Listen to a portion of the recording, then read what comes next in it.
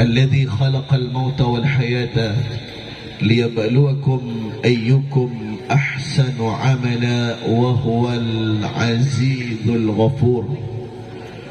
اللهم صل وسلم وبارك وكرم ومجد وعظم وحبب وتحنن وترحم على سيدنا محمد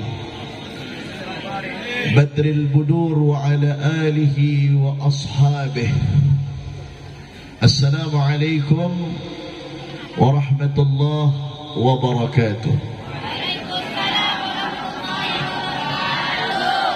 Alhamdulillah, malam yang penuh barakah, kita berkumpul dalam rangka peringatan haul dari almarhum Haji Muhammad Imran bin Haji Hasan yang ke-10 tahunnya, sekaligus almarhum Kiai Ahmad Sahli bin Abdul Qadir. Dua orang manusia yang mulia yang setiap tahun kita hauli, pertanda semakin tahun ramainya jamaah yang hadir, bahwasanya almarhum ini adalah orang-orang saleh, orang-orang yang mulia di mata Allah Subhanahu wa taala, yang kita semua berharap semoga kita mendapatkan keberkahan dari kedua almarhum ini. Amin ya rabbal alamin.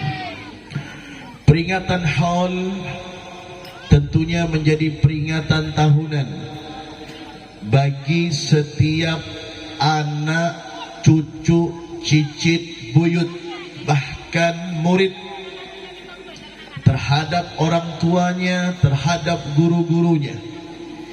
Ini sebagai bentuk bakti mereka, bentuk balas budi mereka, bentuk cinta mereka kepada orang tua dan guru-gurunya. Karena di antara kemuliaan yang dimiliki oleh anak keturunan bahkan murid adalah manakala orang tuanya atau gurunya wafat, dia selalu ingat akan hari kewafatan orang tua dan gurunya.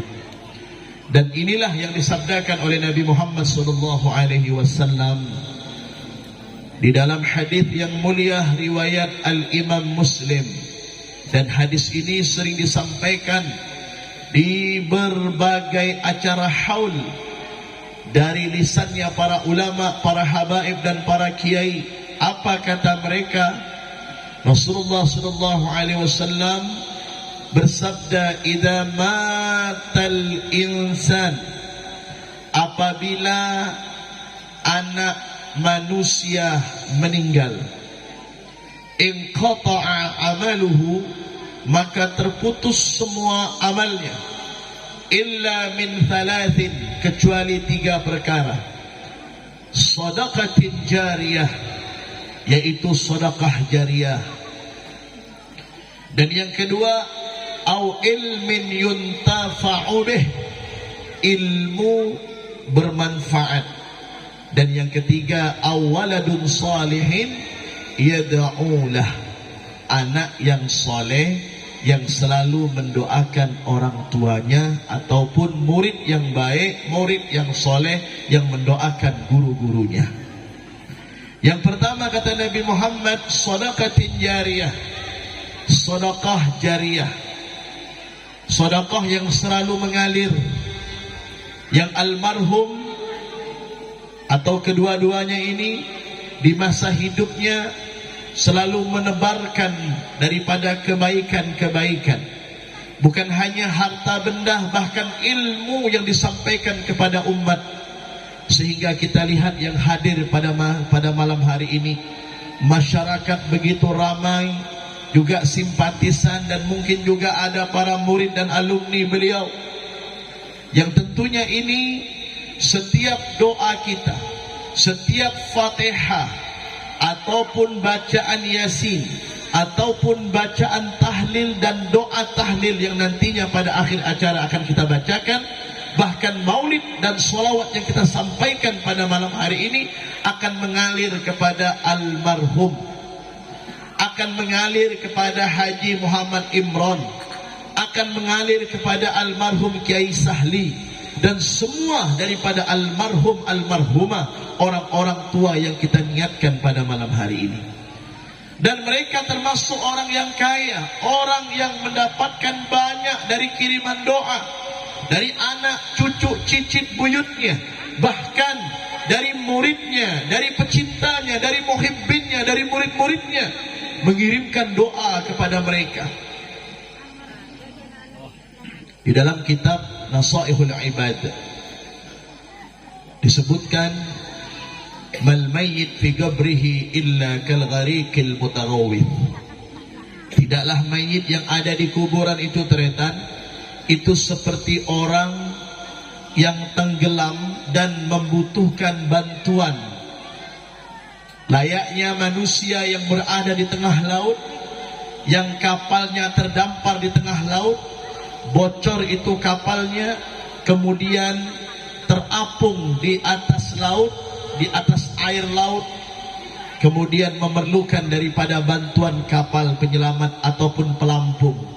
Begitu juga tantretan, orang tua kita, saudara-saudara kita, guru-guru kita, mertua kita, semuanya daripada keluarga dan kerabat kita yang telah wafat, mereka semuanya membutuhkan daripada doa. Yang tadiru dakwah min abin, menunggu daripada doa-doa orang tuanya, keluarganya, anaknya.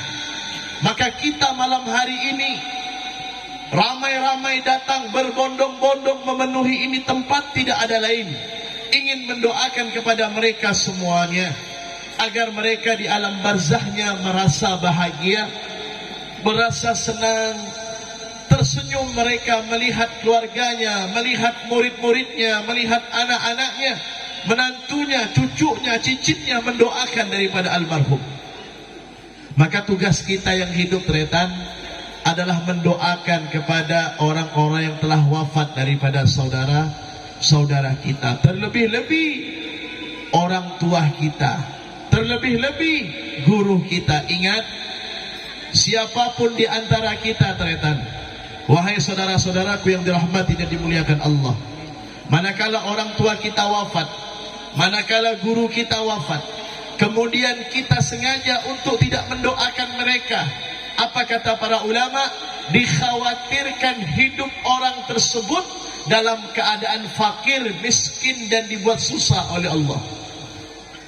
Apabila ada orang tua sampean, ibu sampean, bapak sampean meninggal dunia, kemudian sampean gak pernah mendoakan, tak pernah terucap di dalam doa kalian, Rabbil firli wali walidayya warhamhuma kama rabbayani shaghira. Sampean hafal itu doa, sampean tahu makna dan artinya, tetapi sampean sengaja tidak pernah mendoakan itu orang tua. Maka apa akibat daripada itu? Orang tersebut yang tidak mau mendoakan orang tuanya, hidupnya dibuat fakir, rizkinya seret, kehidupannya dipersempit oleh Allah. Tidak ada keberkahan di dalam kehidupan anak yang tidak pernah mendoakan orang tuanya. Makanya kita ini Bapak Ibu minimal 5 kali mendoakan orang tua ya. Itu minimal itu. Setiap sholat kita, zuhur, asar, maghrib, isya, subuh, doakan itu orang tua.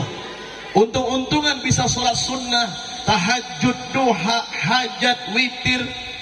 Doakan, jangan lupa Rabbil firli, ya Allah ampuni aku, wali walidayya, dan kedua orang tuaku, warhamhuma, kasihanilah mereka berdua, sayangilah mereka berdua, kama rabbayani shaghira, sebagaimana mereka mengasihani aku dan menyayangi aku. Ini kewajiban anak, kewajiban daripada kita semua yang memiliki orang tua, baik orang tua itu masih hidup, terlebih-lebih orang tua itu sudah wafat. Lantas bagaimana kewajiban seorang murid kepada gurunya? Gurunya telah wafat, bagaimana? Wah, ini lebih lagi, karena ikatan murid kepada guru itu lebih kuat Pak, ketimbang ikatan orang tua daripada anak. Makanya para kiai, para ulama itu sering disebut apa? Murabbir ruh wal jasad.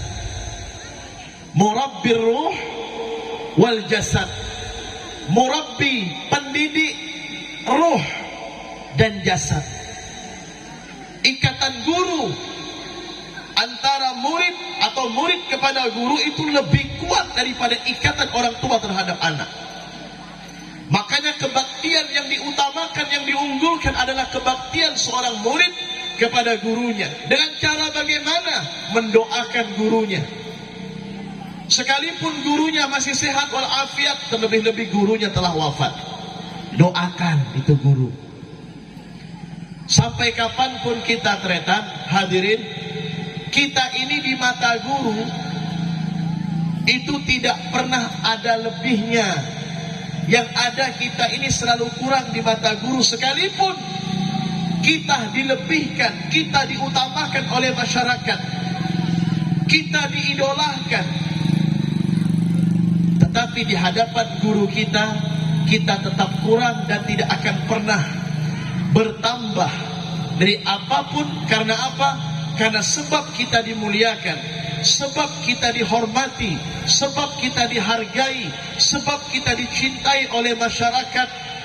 Nama kita tenar di mana-mana, kita sering diundang, murid kita banyak, pesantren kita besar, umat kita banyak. Itu karena doa dan pendidikan daripada guru. Makanya nggak ada istilah orang yang mondok. Orang yang mondok itu kepada habaib atau kiai atau kepada ulama, terlebih-lebih dia keluar dari pondok, dia mengatakan, oh itu mantan kiai saya. Tidak ada ceritanya itu. Guru tetap guru. Tidak ada ceritanya mantan guru saya. Apalagi yang guru ngaji teretan, yang ngajari sampean alif ke ber, alif ke cer itu, alif ngepes u a i u. Thank you Pak.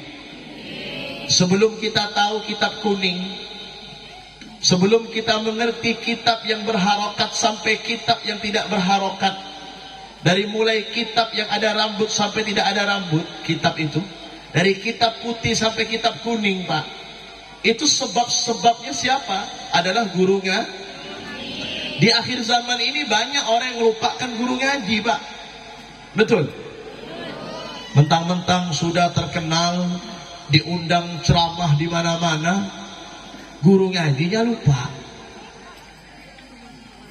Ente bisa baca kitab, ente bisa mengartikan kitab, bahkan kitab itu tidak ada harokatnya, ente bisa baca fathah, kasrah, dhammah.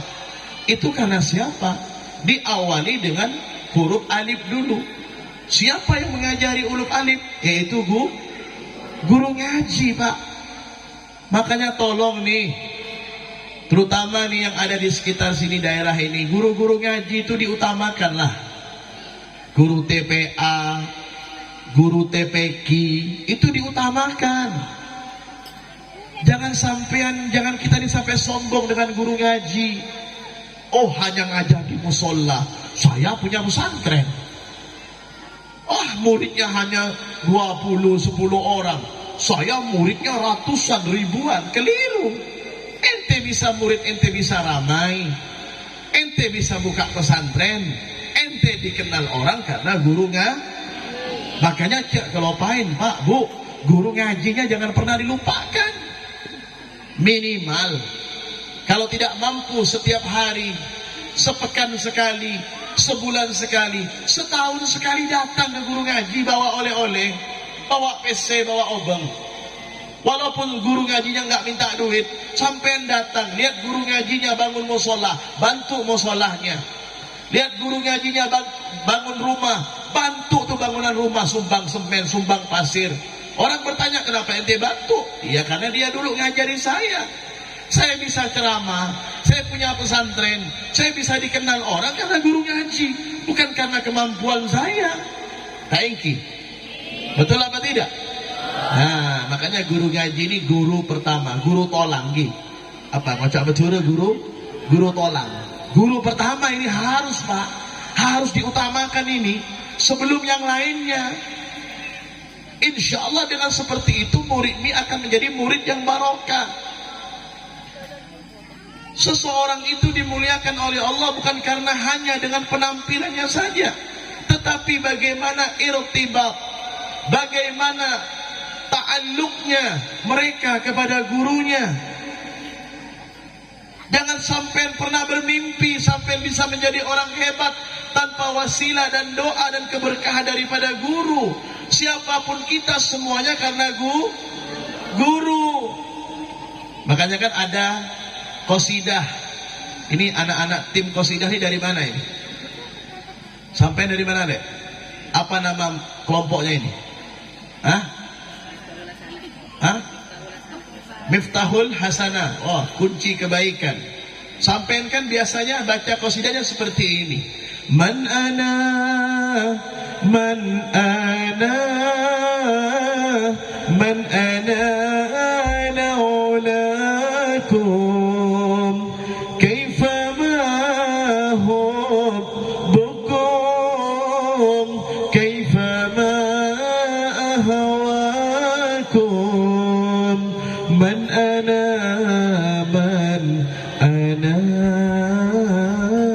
man ana, ana ulakum,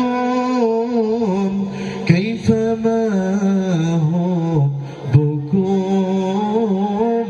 kaifa ma ahwakum. Sama-sama yuk. Man ana, man ana,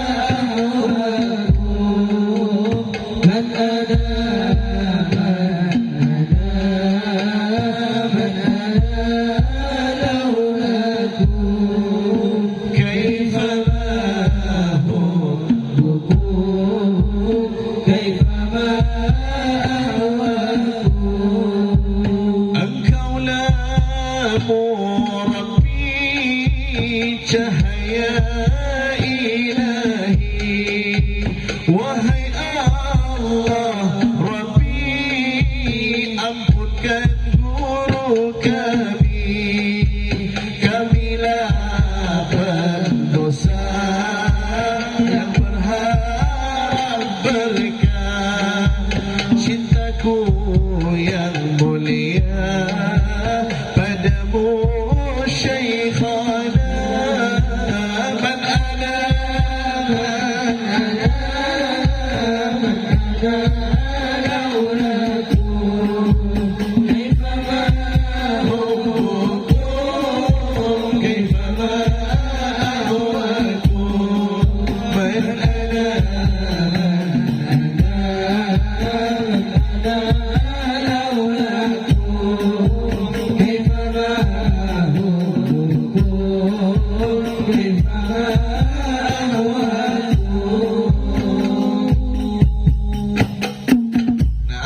Daripada qasidah itu, man ana, siapa saya. Man ana, diulangi, man ana, siapa saya, siapa saya. Man ana laulakum, siapa saya kalau bukan karena engkau. Artinya apa? Saya tidak akan menjadi orang yang bermanfaat wahai guru kalau bukan karena sampean. Saya tidak akan pernah menjadi orang yang sukses, tidak akan pernah dipandang orang, tidak akan pernah dihormati dan dilihat orang. Sekalipun itu bukan tujuan kita ingin dihormati oleh manusia, sekalipun itu bukan harapan kita ingin dimuliakan oleh manusia, tetapi semuanya secara otomatis kita dihormati, dimuliakan karena jasaku. Kaifama hubbukum, bagaimana kami tidak mencintaimu? Bagaimana kami tidak bisa mencintaimu? Kaifama ahwakum, bagaimana kami tidak bisa mengidolakanmu? Karena engkau kami bisa seperti ini. Karena engkau kami bisa menjadi orang yang dihormati dan dicintai. Karena siapa? Karena guru. Paham ya? Maka guru ini segala-galanya. Tantretan, hadirin wal hadirat yang dirahmati dan dimuliakan Allah Subhanahu wa taala. Kita ini hidup di dunia ini tentunya perlu wasilah. Wasilah kita kepada siapa? Terlebih-lebih wasilatul uzmah, yaitu Nabi Muhammad sallallahu, itu wasilah utama ya. Kita tidak akan pernah mengenal Nabi Muhammad, kita tidak akan pernah mengenal para sahabat Nabi Muhammad tanpa wasilah daripada guru Pak. Sampean bisa kenal dengan Allah, sampean bisa sholat, rukun sholat, syarat sah sholat, yang membatalkan sholat, sampean tahu hukum istinja, bisa berwudu dengan benar, bahkan bisa tahu tentang tayamum. Itu karena siapa? Kalian nyembah, sujud, ruku, i'tidal, itu karena siapa? Laulal murabbi ma araftu Rabbi. Kalau bukan karena guruku murabbi, aku gak kenal dengan Tuhanku Allah Subhanahu. Ayo, jadikan gurumu, siapapun gurumu, jadikan dia nomor satu di dalam hatimu. Namun ingat, menjadikan guru di nomor satu kan itu perlu dan harus, tetapi jangan sampai kita ini menjadi orang yang fanatik buta. Cinta kepada guru itu harus tretan.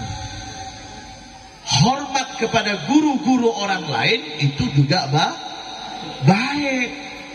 Jangan sampai cinta kepada gurunya tetapi membutakan hatinya untuk tidak menghormati guru-gurunya orang lain. Contoh, kalau ada acara tablik akbar, mendatangkan kiai fulan, ustadz fulan, kalau memang dia punya cinta yang kuat kepada gurunya, oh dia akan datang. Walaupun itu yang dihaulkan bukan guruku, walaupun itu yang dibacakan doa bukan guruku, tetapi aku ingin menyambung hubungan irtibat kepada guruku dengan mendoakan guru-gurunya orang lain. Ada lagi sifat manusia itu kadang-kadang, oh ngapain saya harus hadir? Itu bukan alumni saya, itu bukan guru saya, kenapain saya mau cium tangan? Na'udzubillahi min dzalik. Kesombongan inilah yang dapat membutakan hati daripada manusia. Inilah yang menyebabkan apa? Ilmunya tidak bermanfaat. Di antara ciri-ciri ilmu yang tidak bermanfaat itu bagaimana? Adalah membutakan mata hatinya, tidak melihat kepada orang lain dengan kebaikan, apalagi orang lain itu memiliki ilmu. Na'udzubillahi min dzalik. Itu di dalam kitab Al-Manhajus Sawi, Al-Manhajus Sawi ala tariqah Bani Alawi, ala tariqah Bani Alawi, yang ditulis oleh salah seorang ulama besar yang bernama Al-Habib Zain bin Ibrahim bin Sumit. Di situ ada perkataan daripada Ibnu Umar atau Abdullah ibn Umar, anak daripada Sayyidina Umar. Apa perkataan beliau? Apa yang beliau sampaikan? Di antara ciri-ciri orang yang takut kepada Allah itu gimana sih? Ini menurut beliau. Apa kata beliau? An la tara nafsaka khairan min ahadin. Hendaknya engkau tidak melihat kepada dirimu itu lebih baik daripada orang lain. Artinya apa? Jangan kau merasa bahwa dirimu lebih baik daripada orang lain. Jangan pernah kau meremehkan guru-gurunya orang lain. Jangan kau pernah meremehkan para alumninya yang lain. Tak boleh. Siapapun itu guru, siapapun itu kiai, apalagi para habaib, wajib untuk kita hormati. Sekalipun itu guru, kiai, habib tersebut tidak mengajari ilmu, tetapi engkau melihat di dalam diri habaib, di situ ada darahnya Nabi Muhammad. Di dalam diri para kiai ada warisan ilmu Nabi Muhammad. Itu yang kita lihat, sekalipun kita tidak diajarkan oleh mereka. Thank you, Pak. Ini yang penting. Inilah yang terkadang menjadi sombong angkuhnya manusia, karena merasa oh gurunya lebih hebat, karena merasa oh alumninya paling ramai, sehingga apa? Membutakan mata hatinya, sehingga menganggap remeh guru orang lain, menganggap remeh alumni yang lain. Na'udzubillahi min. Kita ini adalah ajaran ahlu sunnah wal jamaah, menghormati, menghargai, mencintai tanpa pilah-pilih. Mau itu kiai, mau itu ustadz, mau itu guru ngaji, terlebih-lebih para habaib, wajib semuanya untuk kita cintai. Nggak boleh kita pilih-pilih, tretan. Ingat, rusaknya hati seseorang itu manakala dia merasa bahwa dirinya lebih utama daripada orang lain. Itu rusak hati tersebut. Manakala sampean tretan merasa diri sampean lebih baik daripada orang lain, pada saat itu hati sampean rusak, hati sampean hitam pada saat itu. Hati-hati ya. Makanya kita melihat orang itu dengan pandangan kasih sayang, dengan pandangan cinta, dengan pandangan mahabbah, dengan pandangan penuh penghormatan. Sekalipun yang kita lihat itu adalah anak kecil, Pak, Bu, kene kacong, jangan pernah kita remehkan, apalagi yang tua. Rasulullah bersabda apa? Laisa minna man lam yarham saghirana walam yuwaqqir kabirana, atau kama qala, bukan dari golongan aku, kata Rasulullah, orang yang tidak mengasihi yang lebih kecil dan tidak menghormati yang lebih tua. Habib, kiai, bagaimana jikalau ada orang tua yang gak punya ilmu, bukan kiai, apalagi bukan habib, orang biasa, tapi umurnya lebih tua daripada saya. Saya 30, saya 20, itu orang tua umurnya 70, 80, tapi dia nggak punya ilmu, ngaji pun nggak pernah. Bagaimana posisi saya? Wajib untuk menghormatinya. Apakah saya harus cium tangan? Kalau bisa kau cium tangannya. Apakah akan menjatuhkan kedudukan saya? Tidak akan pernah. Paham? Jangan pernah kita merasa kita punya ilmu, tetapi ada orang tua yang mungkin dia nggak punya ilmu, kita ketemu kepada dia, kita nggak cium tangan, ya, atau kita salamannya seperti biasa, seperti kita salaman dengan orang biasa. Maksudnya dengan orang yang lebih muda sama kita sebaya, jangan. Setidak-tidaknya kau tundukkan kepalamu. Wah, berarti derajat saya jatuh. Enggak. Yang mengatur derajat ente jatuh atau tidak itu manusia apa Allah? Allah apa manusia? Allah. Apalagi orang tua itu adalah orang tua kandungmu. Maaf nih Pak, Bu, berapa banyak mereka yang kadang-kadang mondok, pulang pondok merasa punya ilmu, orang tuanya yang kampung, orang tuanya yang mungkin petani, yang nanam jagung, nanam padi, atau yang setiap malamnya ngaret. Ya, kadang-kadang orang tuanya nggak dianggap, betul nggak? Cium tangan orang tua nggak mau. Ini orang tua kandung yang membiayai dia mondok, yang melahirkan dari rahim emaknya.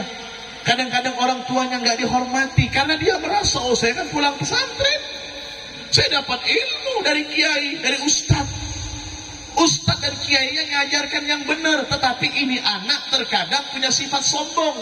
Gurunya ngajarkan yang benar, tetapi ini anak dasarnya sudah sombong, sehingga bukan hanya orang lain, kepada orang tua kandungnya saja tidak pernah dihormati.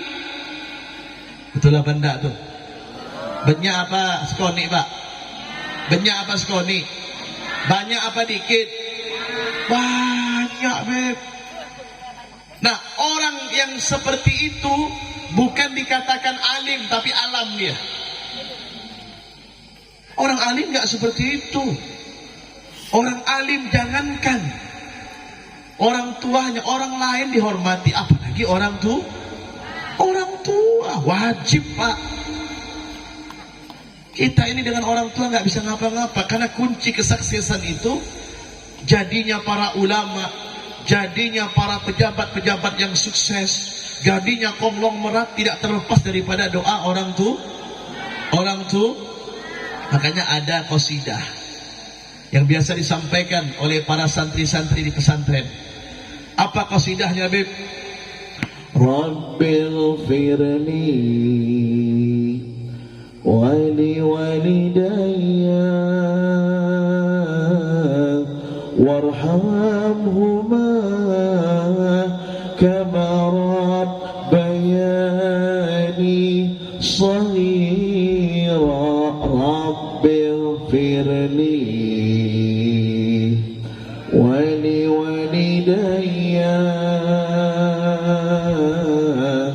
warhamhuma kama rabbayani shaghira. Irhamna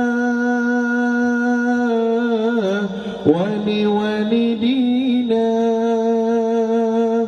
birahmati syafi'una Muhammad.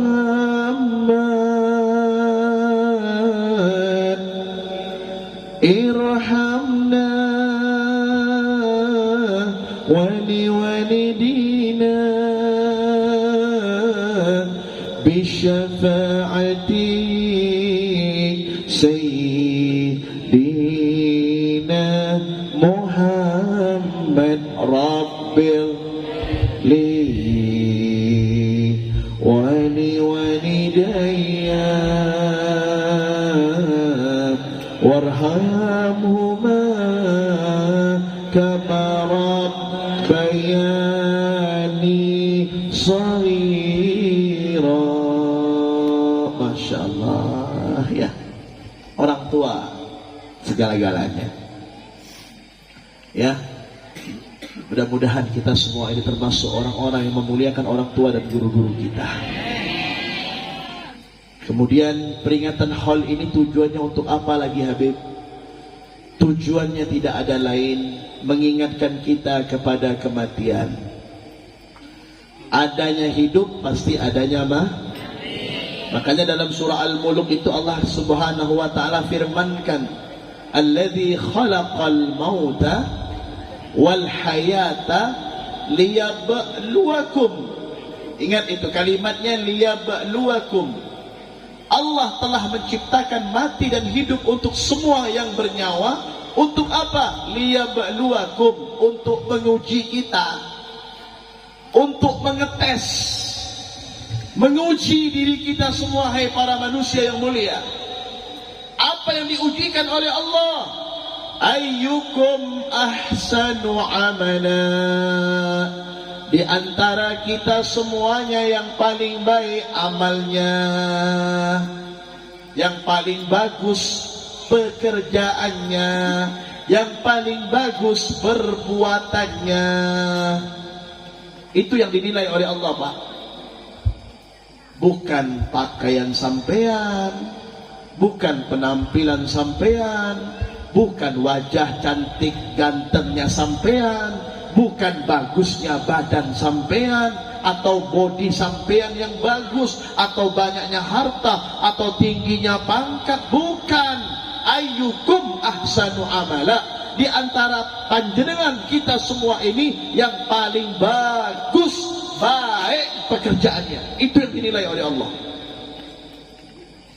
Ya, makanya kita ini hidup di dunia, ayo. Ad-dunya mahi mizah. Dunia ini bukan tempat kita untuk bermain-main. Jangan kita main-main di dunia ini. Jangan kita pernah merasa aman. Oh, mengerjakan yang haram aman. Aman di dunia, tapi nggak aman di alam barzah, Pak, kalau nggak tobat. Berbuat zolim sama orang aman, ada yang bela, tapi nggak aman dengan mungkar nangkir sampean. mengambil hak orang lain, menyakiti perasaan orang lain, aman. Cukup minta maaf. Iya. Tapi kalau orang yang gak ikhlas, di alam barzah sampean juga menderita. Na'udzubillahi min. Makanya jangan main-main. Kita ini bakal orang kaya, orang miskin, raja-raja, semuanya, laki-laki, ini bini, Ustadz, Habib, doain saya. Allahumma shalli ala Muhammad. Semua kita bakal wafat. Mau kemana kita? Setelah kita meninggal dunia, kita mau kemana? Tujuan kita hanya satu. Makanya dikatakan oleh Nabi, sabdanya, al-qabru, kuburan itu awalu manzilin, tempat pertama min manazilil akhirah, daripada tempat-tempat sebelum menuju ke alam akhirat. Kalau kau sukses di alam kubur, sukseslah di alam akhirat. Tapi kalau kau celaka di alam kubur, maka celakalah di alam akhirat. Sudah, pilihannya dua. Imma sa'adah, kalau tidak engkau beruntung, wa imma engkau menjadi orang yang celaka. Makanya ayo badiru, kata Rasulullah, bil a'mali salihah qabla an tusghilu. Bercepat-cepatlah kalian tretan. Ayo laki bini semuanya kita ini, termasuk diri Habib, ayo kita semuanya badiru, bercepat-cepatlah sampean semuanya, kita semuanya, bil a'mali sholihat, dengan melaksanakan amal soleh.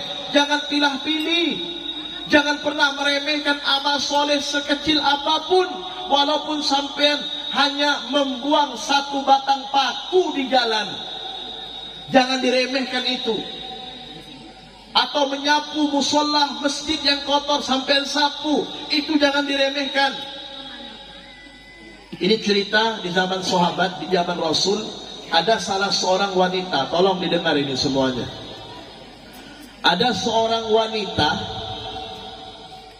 wanita tersebut bernama Ummu Ma'bad. Siapa namanya? Ummu Ma'bad.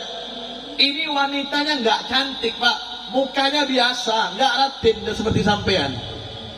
Cobalah, biasa mukanya. Ya, orangnya tua, kulitnya keriput. Namanya itu Ummu Ma'bad. Wajahnya nggak cantik, hitam, biasa orangnya, orang-orang anulah, biasa gitu. Tapi dia ini punya pekerjaan yang mulia, Pak.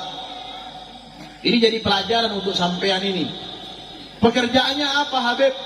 Pekerjaannya nyapu masjid, Pak. Jadi marbot. Nyapu musola, nyapu masjid. Setiap hari. Datang paling awal, pulang paling akhir dia. Ini Ummu Ma'bad.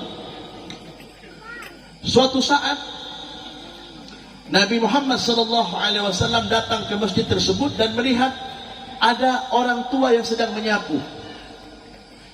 Nabi Muhammad bertanya kepada salah seorang sahabat yang mengikuti beliau, siapa perempuan ini? Yang mana wahai Rasul? Kata sahabat, itu perempuan yang nyapu itu siapa? Oh, itu Ummu Ma'bad. Orang kampung biasa itu. Ya, biasa orangnya. Ya, orang-orang biasa lah ya Rasul, tidak punya kelebihan. Apa kata Nabi Muhammad? Ini orang walaupun biasa tapi pekerjaannya mulia. Pekerjaannya nyapu masjid. Nah, makanya tolong nih yang nyapu masjid nih. Ini ceritanya nyata ini, Pak, di zaman Nabi. Cek sampean itu merasa, oh, yang mulia itu kalau jadi imam mulia. Oh, nyapu masjid gak mulia, siapa bilang? Ini contohnya ini. Suatu saat, selang berapa lama, berapa waktu, tiba-tiba Ummu Ma'bad ini sakit, meninggal dunia. Ya, meninggalnya bukan seperti para kiai, para ulama, nggak ramai yang ngantari ke kuburnya, biasa. Yang mandikan pun, yang ibu-ibu yang tukang mandikan biasa. Hanya beberapa orang dikuburkan juga kuburan biasa. Karena dia ini bukan ulama, orang biasa. Ya dikuburkan, selesai sudah. Subhanallah, subhanallah. Akhirnya Nabi Muhammad SAW bertanya kepada para sahabat pada waktu menghampiri itu masjid sedang beberapa lama. Kata Rasulullah, di mana seorang wanita yang biasa menyapu? Kata sahabat, ya Rasulullah, itu wanita yang biasa menyapu di masjid. Oh, itu Ummu Ma'bad. Iya, mana orang itu? Orang itu telah wafat ya Rasulullah. Sudah berapa lama? Sudah lama, wahai Rasulullah. Apa kata Nabi Muhammad? Kenapa kalian tidak menyampaikan kepadaku tentang kewafatannya? Apa kata Rasulullah? Nanti kita selesai ibadah, selesai sholat, bawakan saya ke kuburannya. Nabi datang ke kuburan Ummu Ma'bad, sholat, menyolatkan jenazah, sholat gaib kepada Ummu Ma'bad. Subhanallah. Setelah Rasulullah datang ke kuburannya, Nabi sholat di sampingnya. Setelah itu Nabi Muhammad berkata apa? Coba lihat perkataan Rasulullah. Ini kabar gembira bagi takmir masjid, bagi yang nyapu-nyapu masjid musholah ini. Kabar gembira ini. Apa kata Rasulullah? Hei sahabatku, kalian mau tahu apa tidak? Kenapa aku sampai menyolatkan daripada almarhumah Ummu Ma'bad ini? Karena ini orang Jibril datang kepadaku dan menyampaikan kepadaku bahwa ini Ummu Ma'bad, tempatnya sudah disiapkan oleh Allah di dalam surga dan mendapatkan fasilitas di dalam surga, disambut oleh bidadari di dalam surga. Apa pekerjaannya? Apa pekerjaannya? Hanya nyapu masjid. Jangan diremehkan orang yang nyapu masjid itu. Itu pekerjaan mulia. Ya, jangan diremehkan. Apalagi yang tukang azan. Di sini banyak muazin tak? Banyak. Ya, muazin. Ini muazin juga pekerjaan yang sangat mulia. Ya. Makanya para sahabat Rasulullah itu, mereka itu kalau harus memilih, apakah memilih menjadi imam di mihrab atau menjadi tukang azan, mereka lebih memilih menjadi tukang azan ketimbang memilih jadi imam. Kok bisa seperti itu, Beb? Iya, kalau tukang azan, Pak, itu mengajak orang, memanggil orang untuk ibadah ke masjid, ke musola. Hayya 'alas shalah. Corongnya besar, sampai berapa corong, berapa kampung yang kedengaran, betul tak? Mon imam, Pak, hanya di lingkungan masjid saja, betul? Tak bisa kedengaran kemana-mana. Tapi kalau muadzin, itu corongnya kemana-mana, Pak. Berapa puluh rumah, berapa ratus rumah yang mendengarkan suaranya. Gara-gara suaranya orang berbondong-bondong datang ke masjid. Makanya kalau sampai harus memilih, jadi tukang adzan aja lah. Tukang adzan gak repot. Ya, tukang adzan tidak repot. Gak harus suci. Ya, kalau sudah masuk waktu, kebelet waktunya sudah masuk, gak harus berwudu, adzan dulu. Mau sholat baru berwudu. Tengah adzan sampai Allahu Akbar, sampai buang angin. Buang angin. Enggak batang, lanjutin azannya.